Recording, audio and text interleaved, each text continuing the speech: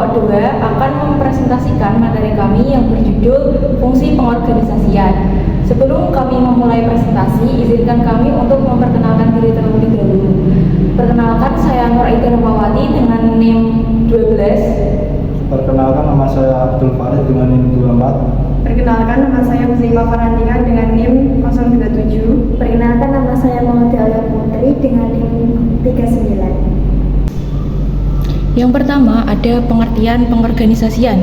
Pengorganisasian adalah proses membagi kerja ke dalam tugas-tugas yang lebih kecil, membebankan tugas-tugas itu kepada orang yang sesuai dengan kemampuannya, dan mengalokasikan sumber daya serta mengkoordinasikannya dalam rangka efektivitas pencapaian tujuan organisasi.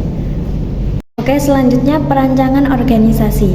Perancangan organisasi adalah proses formal yang bertujuan untuk menyusun dan mengatur elemen-elemen dalam suatu organisasi, termasuk manusia, informasi, dan teknologi, agar dapat bekerja secara efektif menuju tujuan yang telah ditetapkan. Proses ini melibatkan penetapan struktur organisasi yang sesuai dengan strategi dan tugas yang ada, serta pembagian kerja yang logis dan efisien. Esensial perancangan organisasi. Untuk yang pertama, mencapai tujuan. Rancangan yang baik akan membantu organisasi mencapai tujuannya dengan lebih efektif. Keberhasilan pencapaian tujuan organisasi seringkali ditentukan pada tahap perancangan. Yang kedua, konsistensi dan koordinasi. Dengan perancangan yang tepat, setiap anggota organisasi dapat memahami peran dan tanggung jawabnya, sehingga meningkatkan koordinasi antar bagian. Untuk yang ketiga, ada adaptasi terhadap lingkungan. Struktur organisasi yang dirancang dengan baik memungkinkan organisasi untuk beradaptasi dengan perubahan lingkungan eksternal dan internal. Oke, selanjutnya ada kekuasaan, wewenang, dan tanggung jawab. Yang pertama ada kekuasaan. Kekuasaan atau power merupakan suatu kemampuan untuk mempengaruhi orang atau merubah orang atau situasi. Nah, kekuasaan ini sering dikonotasikan negatif karena terdapat berbagai kasus di mana seseorang atau organisasi yang diberi kekuasaan itu tidak menggunakan kekuasaan tersebut untuk hal-hal yang positif. Yang kedua ada kewenangan. Kewenangan atau authority itu pada dasarnya merupakan bentuk lain dari kekuasaan yang seringkali dipergunakan dalam sebuah organisasi. Nah, kewenangan itu merupakan kekuasaan formal atau terlegitimasi. Kemudian yang ketiga ada tanggung jawab atau responsibility. Tanggung jawab yaitu ketika setiap bagian atau departemen yang telah dibentuk atau ditentukan serta dihubungkan melalui garis-garis kewenangan maupun garis perintah memiliki satu konsekuensi penting lainnya dalam sebuah organisasi. Jika kewenangan merupakan kekuasaan untuk melakukan sesuatu, tanggung jawab justru memberikan arah untuk apa dan kemana semestinya kekuasaan dipergunakan. Kewenangan dalam sebuah organisasi itu bisa dibedakan menjadi beberapa bagian. Yang pertama ada kewenangan lini. Kewenangan lini itu adalah mereka yang dalam organisasi bertanggung jawab terhadap berbagai kegiatan dalam rangka pencapaian tujuan organisasi. Kemudian yang kedua ada kewenangan staf. Kewenangan staf itu adalah mereka yang ditunjuk organisasi untuk membantu bagian-bagian dalam sebuah organisasi yang memiliki kewenangan lini.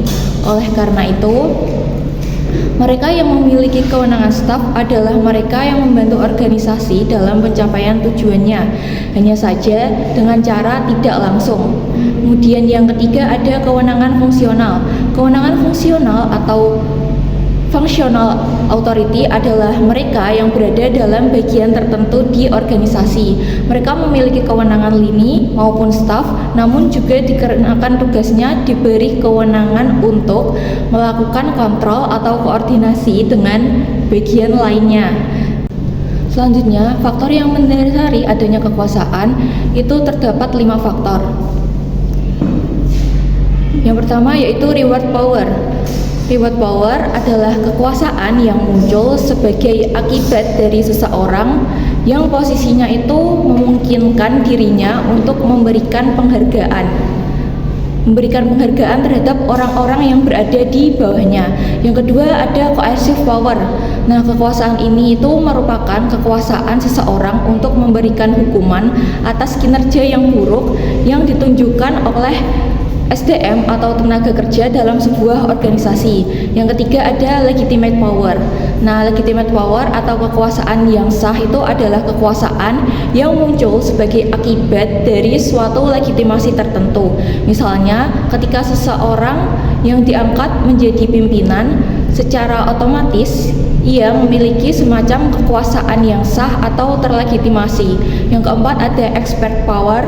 Nah, expert power itu adalah sebuah kekuasaan yang berdasarkan keahlian atau kepakaran. Maksudnya, kekuasaan ini muncul sebagai akibat dari kepakaran atau keahlian yang dimiliki oleh seseorang. Kemudian yang kelima ada referent power.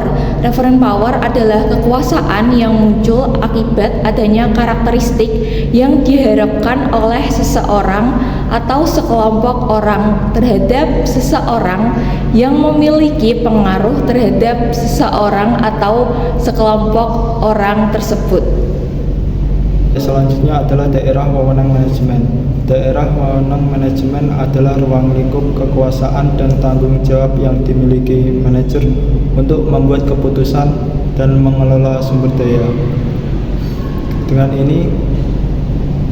ini mencakup yang pertama, penentuan tugas. Manajer harus menentukan tugas dan tanggung jawab yang jelas untuk setiap anggota tim. Yang kedua, delegasi wewenang. Manajer perlu mendelegasikan wewenang kepada bawahan agar mereka dapat mengambil keputusan yang diperlukan dalam batasan yang telah ditetapkan. Yang ketiga adalah koordinasi dan komunikasi. Memastikan bahwa ada komunikasi yang efektif antara semua anggota tim untuk mencapai tujuan organisasi. Yang keempat adalah pengawasan dan evaluasi. Manajer bertanggung jawab untuk mengawasi kinerja bawahan dan mengevaluasi hasil kerja untuk memastikan bahwa tujuan tercapai. Selanjutnya yaitu pengaturan sumber daya manusia. Pengaturan sumber daya manusia adalah proses mengelola sumber daya manusia dalam sebuah organisasi untuk mencapai tujuan bersama. Berikut adalah penjelasan beberapa aspek penting dalam pengaturan sumber daya manusia. Yang pertama yaitu membangun tim yang kuat. Hal ini mencakup proses rekrutmen, seleksi, dan penempatan karyawan dengan keterampilan dan kepribadian yang cocok untuk bekerja secara kolaboratif. Karena tim yang kuat dapat meningkatkan produktivitas, kreativitas, dan semangat kerja karyawan. Yang kedua yaitu membina karyawan. Pembinaan meliputi pelatihan, pengembangan keterampilan, dan bimbingan. Organisasi perlu menyediakan pelatihan berkala dan program pengembangan agar karyawan bisa terus meningkatkan kompetensi dan beradaptasi dengan perubahan dalam industri. Yang ketiga yaitu memberikan apresiasi. Mengapresiasi karyawan atas hasil kerja dan kontribusinya, baik melalui penghargaan formal seperti bonus, promosi, atau pengakuan informal seperti ucapan terima kasih, karena dapat meningkatkan motivasi dan loyalitas karyawan terhadap organisasi. Yang keempat yaitu menciptakan lingkungan kerja yang seimbang. Lingkungan kerja yang sehat dan seimbang memberikan kenyamanan fisik dan mental bagi karyawan. Hal ini bisa dicapai dengan menyeimbangkan beban kerja, memperhatikan kesehatan mental, menyediakan waktu istirahat yang cukup. Yang kelima yaitu menyelenggarakan manajemen kinerja terstruktur. Manajemen kinerja yang baik melibatkan penetapan tujuan yang jelas, evaluasi berkala, dan umpan balik konstruktif. Ini membantu karyawan memahami harapan organisasi dan memperbaiki kinerja mereka sesuai dengan standar yang diharapkan. That when we were